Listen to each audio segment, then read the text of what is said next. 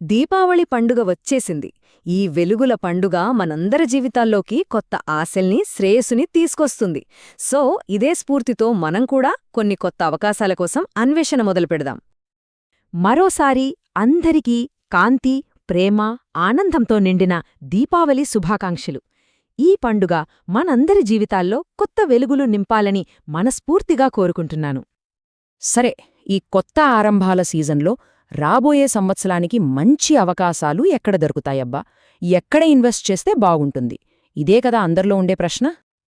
అలాంటి ఒక ప్రశ్నకు సమాధానం వెదికే ప్రయత్నంలో ఈరోజు మనం ఒక ఇంట్రెస్టింగ్ కేస్ స్టడీ చూద్దాం. అదే హెచ్బిఎల్ ఇంజనీరింగ్. ఓకే, ఇక విషయంలోకి వద్దాం. First section, HBL railway safety రంగంలో ఎలా ఒక తిరుగులేని శక్తిగా ఎదిగింది, అసలు ఈ కంపెనీ కథేంటి చూద్దాం రండి. హెచ్బిఎల్ ఇంజనీరింగ్ ఇది కొత్త కంపెనీ కాదు. దాదాపు 40 ఏళ్లకు పైగా చరిత్ర ఉంది. రైల్వేస్, డిఫెన్స్, ఏవియేషన్ లాంటి చాలా కీలకమైన రంగాల్లో పనిచేస్తుంది. మెయిన్గా హైటెక్ సిస్టమ్స్ మీద ఫోకస్ అన్నమాట. అన్నిటికంటే ముఖ్యమైన విషయమేంటంటే ప్రమోటర్ల దగ్గరే 59.1% వాటా ఉంది. అంటే కంపెనీ భవిష్యత్తు మీద వాళ్లకి ఎంత నమ్మకముందో అర్థం చేసుకోవచ్చు. ఇప్పుడొద్దాం అసలు మ్యాటర్కి. అదే కవచ్ 4.0. ఇదేంటి అని అనుకుంటున్నారా?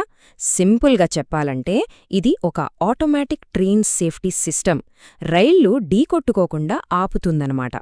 ఇండియన్ రైల్వేస్కి ఇది ఎంత కీలకమో ప్రత్యేకంగా చెప్పక్కర్లేదు. ఇక్కడే ఉంది అసలైన కిటుకు. ఈ కవచ్ టెక్నాలజీకి సంబంధించి ప్రభుత్వ సంస్థ అయిన ఆర్డీఎస్ఓ అప్రూవల్ పొందిన మొట్టమొదటి, ఇంకా చెప్పాలంటే ఏకైక కంపెనీ హెచ్బిఎల్. అంటే ఈ మార్కెట్లో వీళ్లకి పోటీనే లేదు. ఇది ఒక రకంగా వాళ్లకొక పెద్ద కోట లాంటిది. ఇది మాత్రమే కాదు, ఇంకో పెద్ద ప్లస్ పాయింట్ కూడా ఉంది.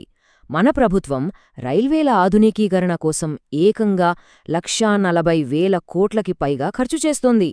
పైగా మేక్ ఇన్ ఇండియా పాలసీ కూడా వీళ్లకి కలిసొచ్చే అంశం. సో పరిస్థితులన్నీ హెచ్బిఎల్కి చాలా అనుకూలంగా ఉన్నాయన్నమాట. ఓకే, బిజినెస్ మోడల్ చాలా పవర్ఫుల్గా ఉంది. మరి ఫినాన్షియల్ సంగతేంటి? నంబర్స్ కూడా ఇదే కదా చెప్తున్నాయా? చూద్దాం. ఒక్కసారి ఈ గ్రోత్ చూడండి. ఫైనాన్షియల్ ఇయర్ 2020లో కేవలం 26 కోట్ల నికర లాభం. అదే ఇప్పుడు లాస్ట్ 12 నెలల్లో చూస్తే ఏకంగా 340 కోట్లు. ఇది నమ్మశక్యంగా లేదు కదా. అన్బిలీవబుల్ గ్రోత్ ఇది. అంటే యావరేజ్గా చూస్తే ప్రతి ఏటా లాభాలు దాదాపు 70% చొప్పున పెరిగాయన్నమాట. ఇది కంపెనీకి ఒక టర్నింగ్ పాయింట్ అని చెప్పొచ్చు. మామూలు విషయం కాదిది. అయితే అన్నీ పాజిటివ్స్ మాత్రమే ఉన్నాయా అంటే కొన్ని రిస్క్స్ కూడా ఉన్నాయి, మనం గమనించాలి. ఒకవైపు మార్జిన్స్ పెరుగుతున్నాయి, లాభాలొస్తున్నాయి, ఆర్ఓఈ, ఆర్ఓసీఈ లాంటివి 20% దాటొచ్చనే అంచనా.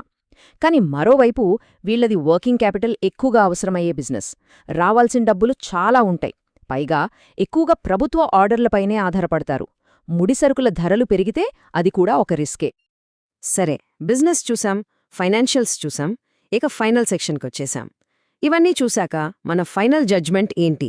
హెచ్బిఎల్ భవిష్యత్లో నిజంగా ఒక సంపద సృష్టికర్తగా మారుతుందా? భవిష్యత్తు ఎలా ఉంటుందో చెప్పడానికి ఇది ఒక పెద్ద ఆధారం.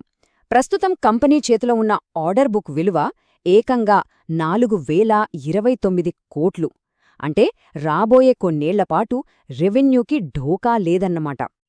ఓవరాల్గా మనం ఒక స్కోర్ కార్డ్ వేసి చూస్తే బిజినెస్ మోడల్కి, ఫ్యూచర్ అవకాశాలకి 9.5 లాంటి హై స్కోర్స్ వచ్చాయి. గ్రోత్ కూడా చాలా బాగుంది. రిస్క్స్కి కొంచెం తక్కువ స్కోర్ ఉంది, అది 6.5. కానీ మొత్తం మీద చూస్తే 100కి 78.5. ఇది ఖచ్చితంగా ఒక స్ట్రాంగ్ స్కోర్. సో ఈ మొత్తం విశ్లేషణ తర్వాత ఫైనల్ వర్డిక్ట్ ఏంటంటే హెచ్బిఎల్ ఒక హై పొటెన్షియల్ మల్టీబ్యాగర్ క్యాండిడేట్. అంటే భవిష్యత్తులో బహుళ రెట్ల లాభాలు ఇచ్చే సత్తా ఉన్న స్టాక్ అని అర్థం.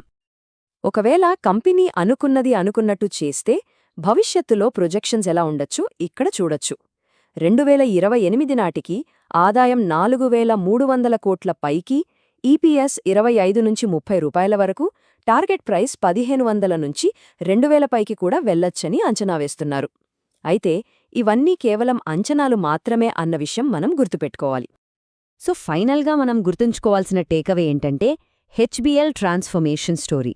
ఇదొకప్పుడు కేవలం ఒక బ్యాటరీల కంపెనీ, కాని ఇప్పుడు భారతదేశపు రైల్వే సేఫ్టీ టెక్నాలజీ ఛాంపియన్గా రూపాంతరం చెందుతోంది.